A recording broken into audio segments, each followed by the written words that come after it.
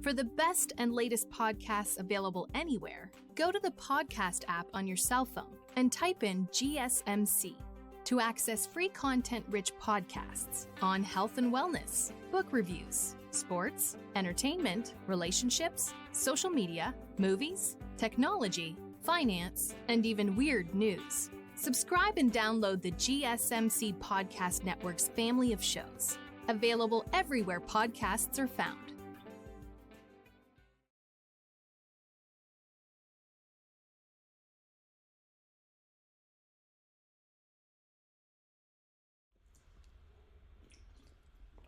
Oh, man.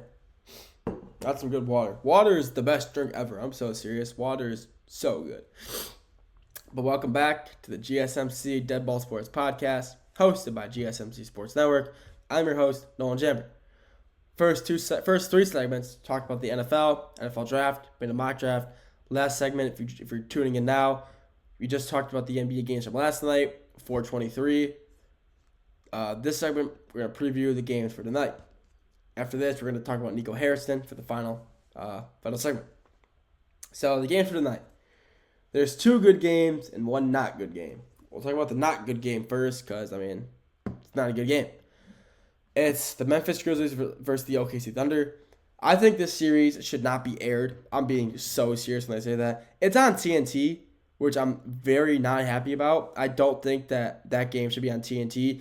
I think it should be on NBA TV, while the Pistons series and the Clippers series are both on TNT. Okay, let's start with the Thunder, though. They're just so much better than the Grizzlies in every aspect. Coaching, players. Anything you look at roster-wise, the Thunder are 3 times better than... Hey, what's up, Anthony? But the Thunder are just 3 times better than the Grizzlies in every subject. In every matter, in every play they play, everywhere they play, the Thunder are just so much better. Center play, Hartenstein/Chet, better than Edey.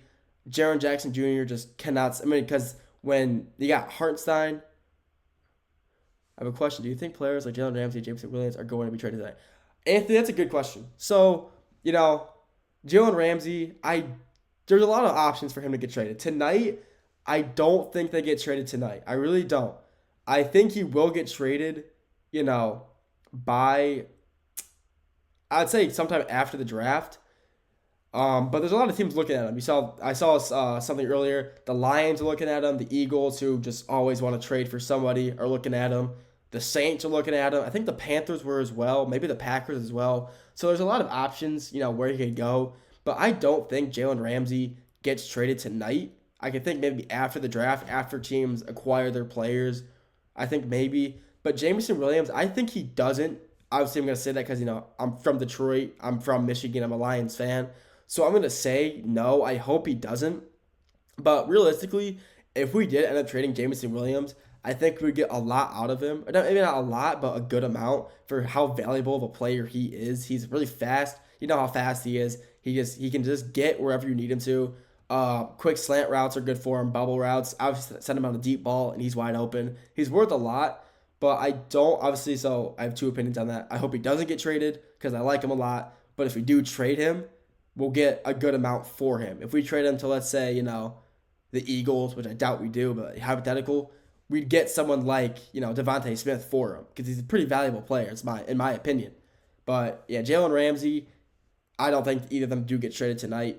Maybe, but my opinion, I don't think they will. If that helped, I hope that helped because that's what I think about it. But like I was saying earlier about the NBA, the Thunder sucked, or the Thunder are just so much better than the Memphis Grizzlies, and that's all I got to say. Memphis Grizzlies are not good enough to compete against the Thunder. The other 2 games tonight are actually really good games. We'll talk about the Clippers-Nuggets game. That game is tonight, tied series 1-1, going to LA. This series has been one of the best NBA playoff series I've ever seen. It is really, it's just phenomenal. You got guys, Zubac versus Jokic, Jamal Murray versus James Harden, Michael Porter Jr. versus Kawhi Leonard, it's a phenomenal series with a lot of perfect matchups. Jamal Murray versus James Harden is honestly one of the better ones. Not the best, but James Harden's offensive skill just outmatches Jamal Murray's defensive skill. but it can be the same for the others. Jamal Murray's offensive skill also outmatches James Harden's defensive skill. Phenomenal matchup on both sides of the ball for either one of them. And then you got, Jokic versus Ivan Zubac. Phenomenal series. They both have double doubles, triple doubles each game against each other. Phenomenal series. I love watching these two, get after it. It's just great. You got guys like Kawhi Leonard stepping up, dropping 39 on 15 for 19 from the field, missing 4 shots the entire game. Phenomenal player. Kawhi Leonard, when he's healthy, is still one of the best players in the NBA. And he honestly could be a top 25 player all time. If he was never injured, he'd be a top 25 player all time. And I will stand by that take. But he did get injured, and that's why, his all-time legacy has kind of dropped down to maybe top 40, 50. But I think he's definitely a lot higher than that.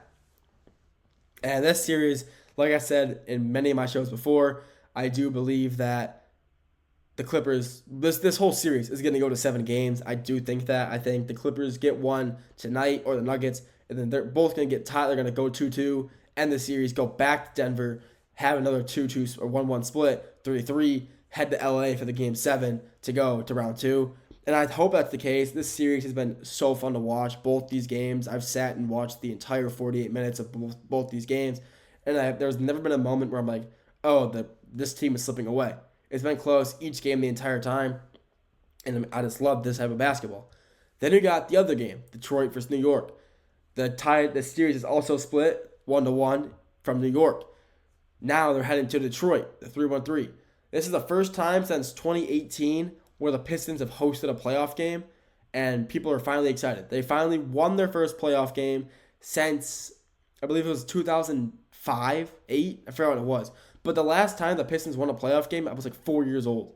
And now the Pistons have that, they have that energy, they have that momentum, and they're coming to Detroit, and they want to win.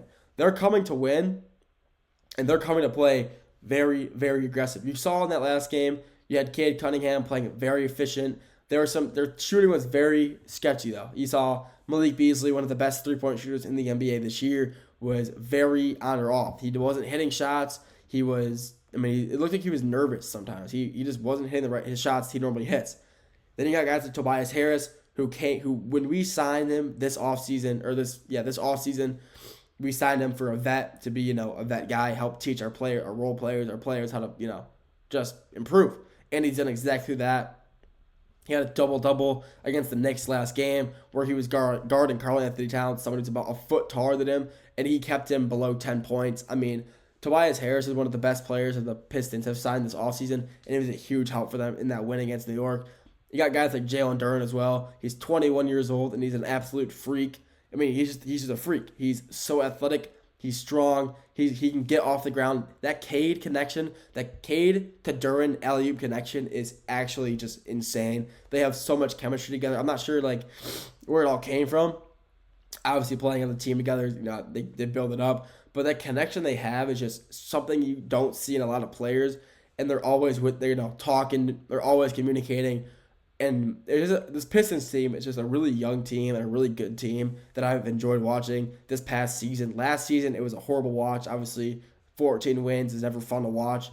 But this year is one of the best. They're the most improved team overall. And even though Malik Beasley didn't win Sixth Man of the Year, I think tonight he could take some of that energy, say, this is why I should have won it, and kind of, do his thing, hoop. Do what we sent him to do, hit threes. And be just a player that we need to step up. This is gonna be a great series as well. This next Pistons series will honestly probably also go to 7 games. I hope, maybe 6.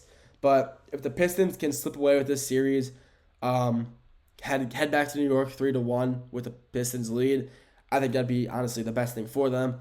Because having a 3-1 lead is never guaranteed. Look at LeBron and the Cavs versus Curry and the Warriors in 2016. It's never guaranteed, but having that 3-1 lead is always beneficial. So Pistons heading to Detroit after their first playoff win in about 15 years. They're coming to win. They're coming. They're showing the league that we're not just some team that made it because we got lucky. We're a team that made it because we're here to play good basketball, and they've shown it the entire year.